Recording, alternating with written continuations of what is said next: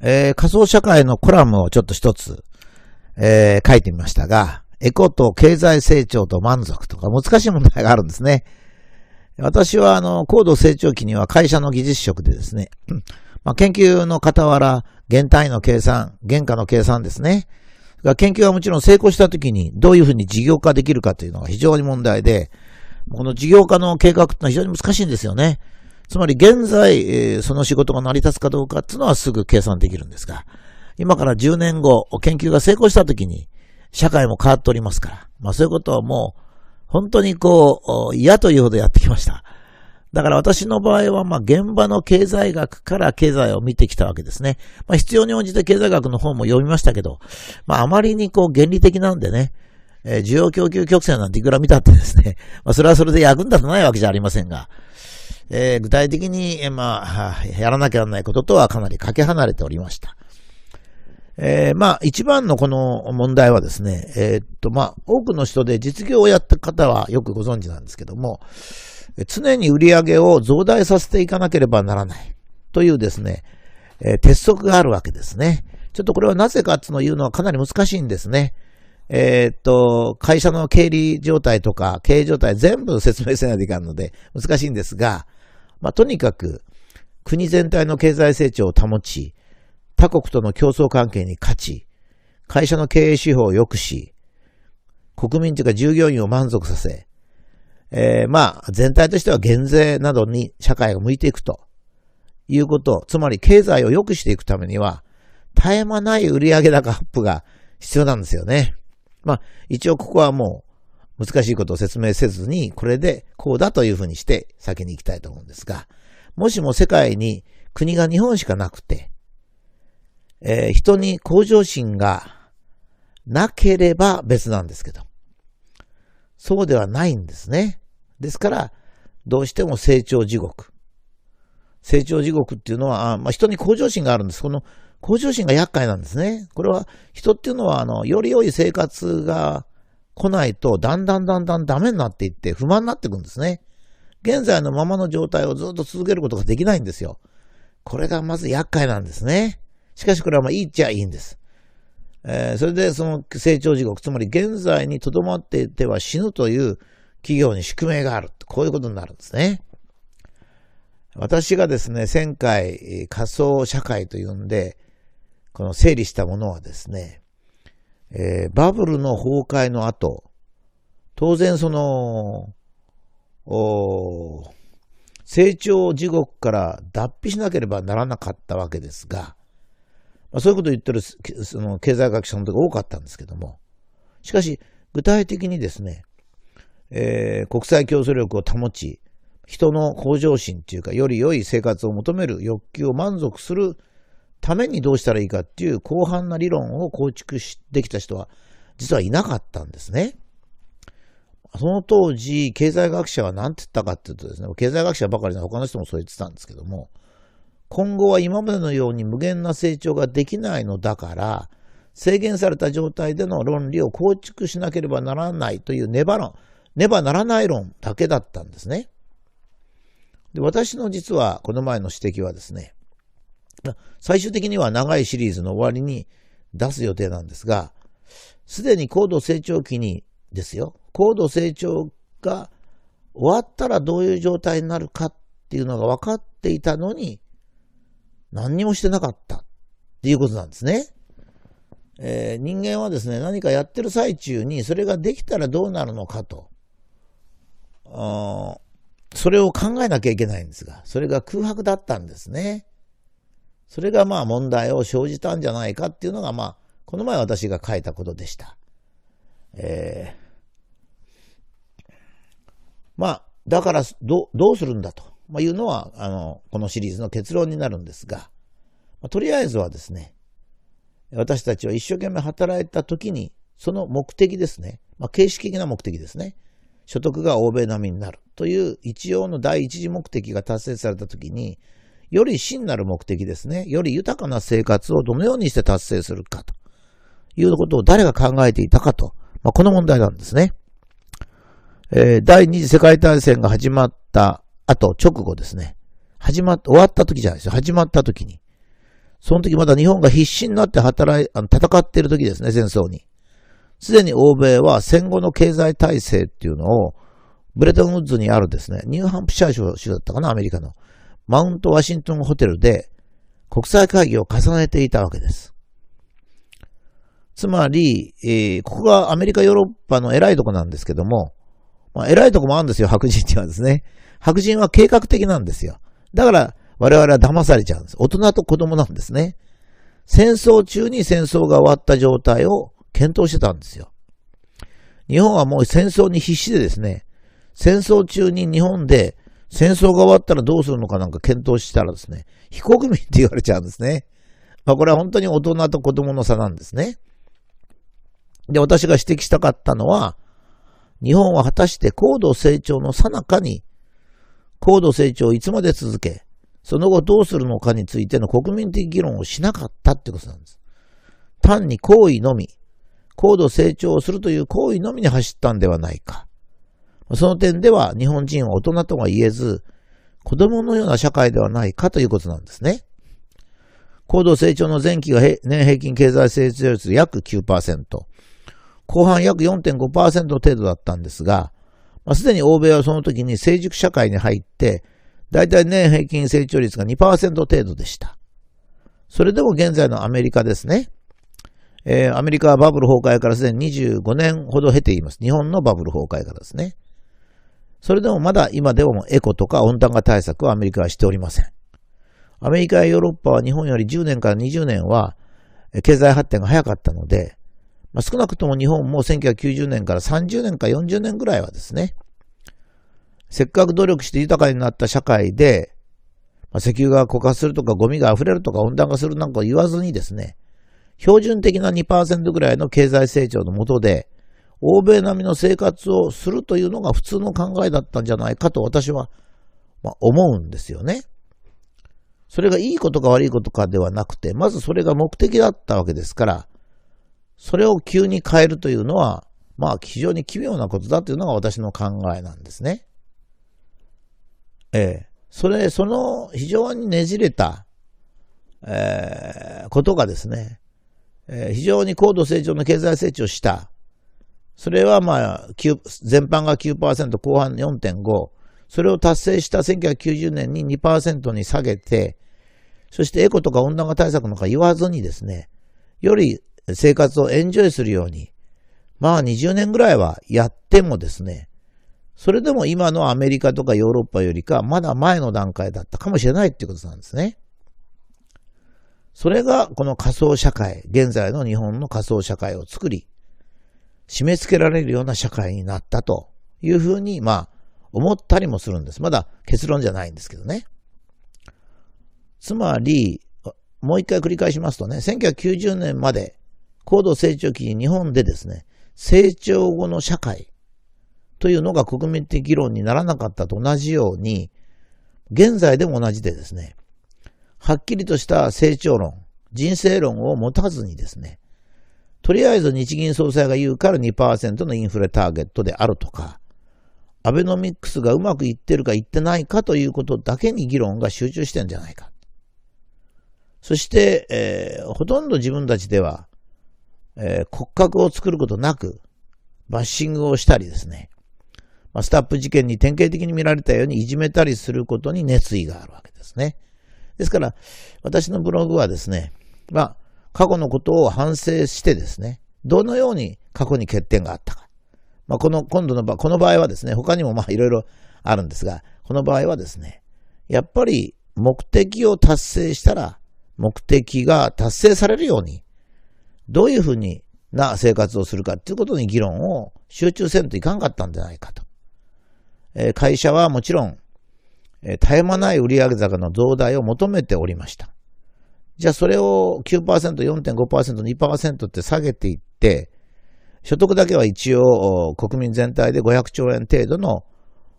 総生産を得るというような社会になったときにですね、どのような社会体制であるべきかというのを1970年ぐらいから議論が必要だったんでしょうね。国民の間でですよ、政府じゃなくて、国民の間で議論が行われ、我々は何に対して目指しているのか、どういう人生を目指しているのかという議論が必要だったんでしょうね。それは現在のアベノミクス論を見ると本当にそうなんですよ。批判とかね、なんかそういうのばっかあってですね、一体日本はどうなるのと、どうしたいと我々が思うのと、民主主義ですからね、我々が考えたらいいんですが、我々はどう思うのということが欠けているんじゃないか。それを今からやろうと。こういうふうに、仮想社会のコラムをちょっと一つ、書いてみましたが、エコと経済成長と満足とか難しい問題があるんですね。私は高度成長期には会社の技術職でですね、研究の傍ら、原単位の計算、原価の計算ですね。研究はもちろん成功したときにどういうふうに事業化できるかというのが非常に問題で、この事業化の計画ってのは非常に難しいんですよね。つまり現在、その仕事が成り立つかどうかっていうのはすぐ計算できるんですが、今から10年後、研究が成功したときに、社会も変わっておりますから、そういうことはもう、本当に嫌というほどやってきました。だから私の場合は、現場の経済学から経済を見てきたわけですね。必要に応じて経済学の本も読みましたけど、あまりに原理的なんでね、需要供給曲線なんていくら見たってですね、それはそれで役に立たないわけじゃありませんが、具体的に、やらなきゃならないこととはかなりかけ離れておりました。一番のこの問題はですね、多くの人で実業をやった方はよくご存知なんですけども、常に売り上げを増大させていかなければならないというですね、鉄則があるわけですね。ちょっとこれはなぜかっていうのはかなり難しいんですね。会社の経理状態とか経営状態全部説明せないといけないので難しいんですが、とにかく国全体の経済成長を保ち、他国との競争関係に勝ち、会社の経営手法を良くし、国民というか従業員を満足させ、全体としては減税などに社会が向いていくということ、つまり経済を良くしていくためには、絶え間ない売上高アップが必要なんですよね。一応ここはもう検討してたんですよ。日本はもう戦争に必死でですね、戦争中に日本で戦争が終わったらどうするのかなんか検討したらですね、非国民って言われちゃうんですね。これは本当に大人と子供の差なんですね。で、私が指摘したかったのは、日本は果たして高度成長の最中に、高度成長をいつまで続け、その後どうするのかについての国民的議論をしなかったってことなんです。単に行為のみ、高度成長をするという行為のみに走ったんではないか。その点では日本人は大人とは言えず、子供のような社会ではないかということなんですね。高度成長の前期が年平均経済成長率約 9%、後半約 4.5% 程度だったんですが、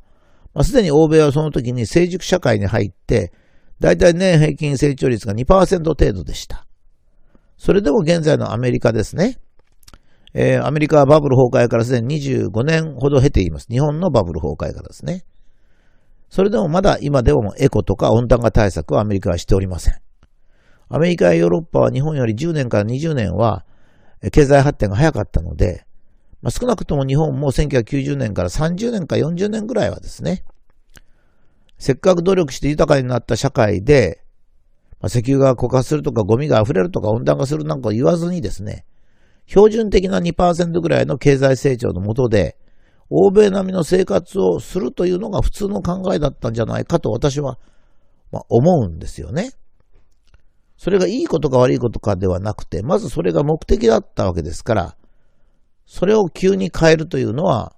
非常に奇妙なことだというのが私の考えなんですね。の指摘はですね、最終的には長いシリーズの終わりに出す予定なんですが、すでに高度成長期にですよ、高度成長が終わったらどういう状態になるかっていうのが分かっていたのに、何にもしてなかったっていうことなんですね。人間はですね、何かやってる最中にそれができたらどうなるのかと、それを考えなきゃいけないんですが、それが空白だったんですね。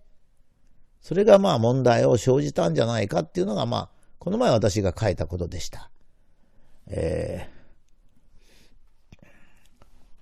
だからどうするんだというのはこのシリーズの結論になるんですが、とりあえずはですね、私たちは一生懸命働いた時にその目的ですね。形式的な目的ですね。所得が欧米並みになるという一応の第一次目的が達成されたときに、より真なる目的ですね。より豊かな生活をどのようにして達成するかということを誰が考えていたかと。この問題なんですね。第二次世界大戦が始まった後、直後ですね。終わった時じゃないですよ。始まった時に。その時まだ日本が必死になって戦っている時ですね、戦争に。すでに欧米は戦後の経済体制っていうのを、ブレトンウッズにあるですね、ニューハンプシャー州だったかな、アメリカの。マウントワシントンホテルで国際会議を重ねていたわけです。つまり、ここがアメリカ、ヨーロッパの偉いとこなんですけども、偉いとこもあるんですよ、白人にはですね。白人は計画的なんですよ。だから我々は騙されちゃうんです。大人と子供なんですね。戦争中に戦争が終わった状態を、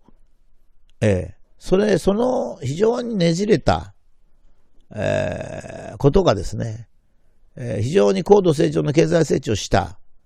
それは全般が 9%、後半 4.5。それを達成した1990年に 2% に下げて、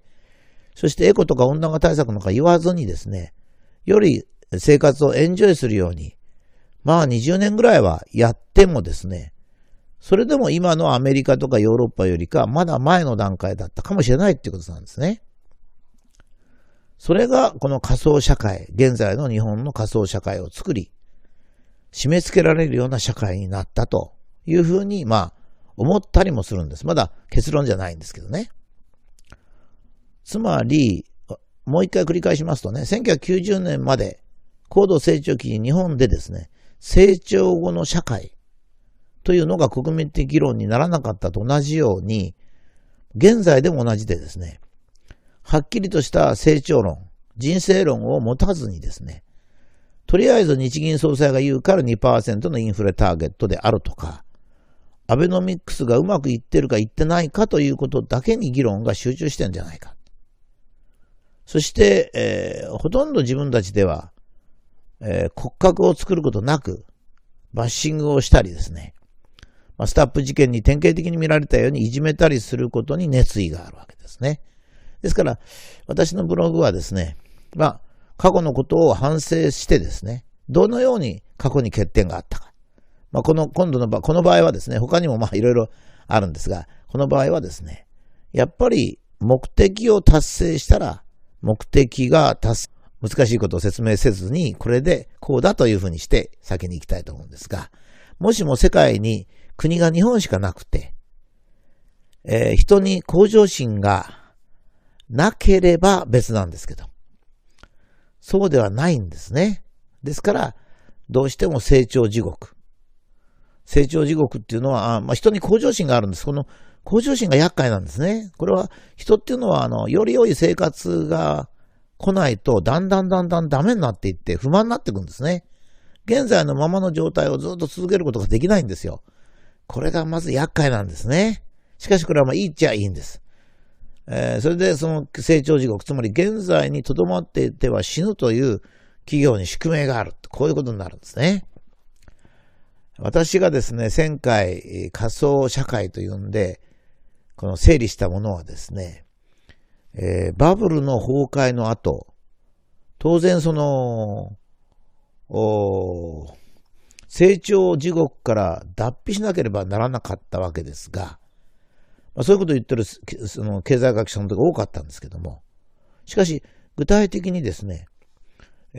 国際競争力を保ち、人の向上心というか、より良い生活を求める欲求を満足するためにどうしたらいいかっていう広範な理論を構築できた人は実はいなかったんですね。その当時、経済学者は何て言ったかっていうとですね、経済学者ばかりの他の人もそう言ってたんですけども、今後は今までのように無限な成長ができないのだから、制限された状態での論理を構築しなければならないというねばならない論だけだったんですね。で、私の実はこの前